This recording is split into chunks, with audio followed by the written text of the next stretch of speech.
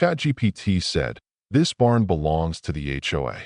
Yeah, that's what Karen Foster loudly declared, hammering a bright yellow sign into the dirt right in front of my family's barn. This barn that's been standing for over 2,000 years. Okay, maybe not literally 2,000 years, but you get the idea. 5 generations of my family raised livestock here, tended this land, and even had a pond behind it where my great-great-grandfather planted oaks when Lincoln was still president. And then, just overnight, Karen turned it into a public playground for the whole neighborhood, like it was some kind of community park she owned. You'd think she won, right? Well, no. See, she had no clue that this farm isn't even under HOA jurisdiction. And there was someone watching her every move, someone she never expected to see show up. A few days later, that someone appeared where Karen least wanted, right in the courtroom, and delivered a verdict that brought the self-proclaimed HOA queen to her knees. You think this story ends there? Not even close. Right now, I'm sitting in the courtroom, and Karen's pointing her finger at me, screaming, "That piece of land has ruined my life." But this time, no one's coming to save Karen Foster. And honestly, I don't blame them. Let me back up a sec. 3 months ago, I inherited this slice of paradise from my grandpa, Jake Morrison. That's me, 32, a remote working IT engineer who figured country life would be a dream. 5 acres rolling across the Pennsylvania hills, just outside a sprawling suburban development called Meadowbrook Estates that's grown like weeds all around our place. But this barn, this isn't just some old building. It's a living piece of history. It survived Civil War skirmishes, sheltered horses during the Great Depression, and hosted family reunions where 5 generations took pictures against its weathered wood. The pond behind it is like a mirror, surrounded by those ancient oaks planted over a century ago. This place isn't just dirt and wood. It's my roots. And there's Karen Foster, 48 years old, standing there in her navy blazer, probably worth more than my monthly rent. Blonde hair pulled so tight in a bun, it looks like it could snap walnuts. Neighborhood gossip says she's twice divorced and has been running the HOA like an empress for 6 years now, making petty power plays like planting signs on private land that I tell her calmly, "Ma'am, I think there's been a mistake. This is private property, outside HOA jurisdiction, and I've got paperwork to prove it." But Karen just flashes that shark smile, the kind that makes kids hide behind their moms. "Oh, Jake, sweetie," she coos with a syrupy voice. "Laws changed last year. Your grandfather's farm now falls under our community standards, especially for odor, noise, and public health." And then, out of nowhere, she starts dropping details no one outside my family should know. How I work from home on Tuesdays and Thursdays. How Grandpa was in the hospital for 3 weeks before he died.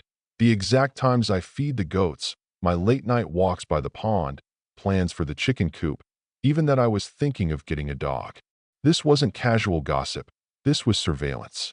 Someone had been watching my life like it was a reality TV show. I asked for legal proof of this jurisdiction change, and she pulls out a folder with official-looking documents, government letterheads, seals, the whole bureaucratic package. But then, my heart sinks. The approval date on those papers? March 15th, the exact day Grandpa died. Not the 14th or 16th. The same day our family was gathered around his hospital bed, saying goodbye. That's no coincidence. Someone planned this while my grandpa was dying. Karen's smile never falters, but I see a flicker of something, maybe a crack in her mask. She shrugs it off. "Bureaucracy doesn't wait for personal tragedies, Jake. Your grandfather supported community improvements." Meanwhile, her HOA board members fidget behind her, one checking his Rolex like he's got better things to do, another snapping photos of my barn like it's a crime scene. But here's the kicker. I noticed the county seal on Karen's paperwork was blue. I know these stamps like the back of my hand. My grandpa's permits always had red seals, dark and dried blood red. This blue seal looked fresh, like it came straight off a printer. Either the county had a sudden rebrand, or those papers were fake. That night, I dove into every public record, county website, and legal forum I could find. Pennsylvania law says expanding HOA boundaries takes 6 to 8 weeks of public notice, hearings, environmental reviews, and approvals, not some last-minute paperwork on the day a landowner dies. Karen's timeline was either a miracle or a lie. The next morning, I went to see Dorothy McKenzie, a 72-year-old neighbor who's lived next door for decades. Her kitchen smells like coffee and wisdom. She told me she saw surveyors measuring my land a month before Grandpa died. Figured they were insurance adjusters. Then she dropped another bomb. Karen visited Grandpa in the hospital several times during his last weeks, carrying a briefcase, telling nurses she was a family friend, something Grandpa never mentioned. That image, Karen, the HOA queen, manipulating a dying old man, made my blood boil. As I'm piecing this together, Miguel Santos, the neighborhood handyman, pulls into my driveway. Turns out, 6 weeks ago, the HOA hired him to install security cameras around my property. They said it was to monitor wildlife, Miguel said, but the cameras weren't aimed at the woods. They pointed straight at my barn, the pond, and my front gate. All the places I live and worked at. So this wasn't just some power grab. It was a full-on surveillance operation designed to spy on me, gather intel, and plan the perfect takeover. The violation felt personal, like finding out someone's been reading your diary while plotting to rob your house. I called for an emergency HOA meeting, and Karen was suspiciously eager to meet, like she'd been waiting for me to walk into her trap. That night, I combed through Grandpa's files. He saved every receipt, every letter, every conversation note. Hidden among them was proof. A court ruling from 1998 where Grandpa won a boundary dispute, confirming our land was outside HOA jurisdiction.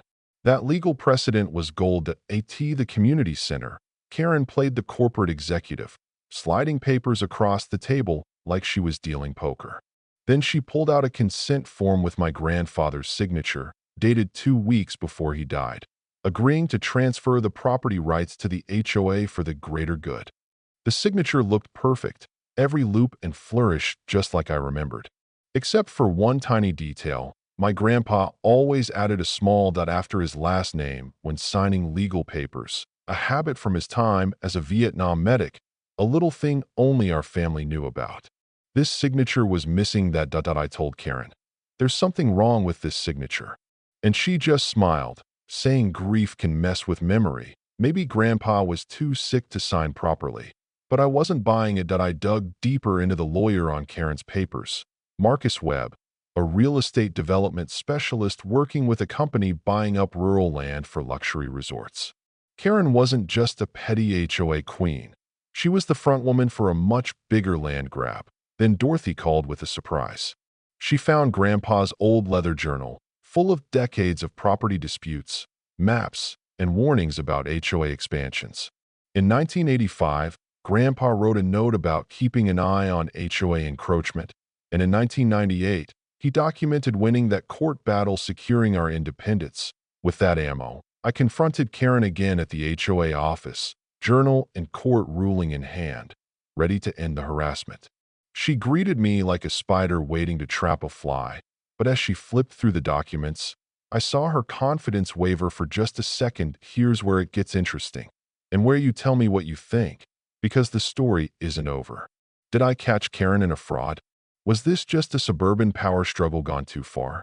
Or is there a deeper truth about land, legacy, and who really owns the American dream? Drop a comment. Where are you watching this? What would you do if your family's history was stolen right from under your nose? And do you think the HOA's actions were justified or just plain wrong? Because sometimes justice isn't clear-cut. It's messy, personal, and very, very real.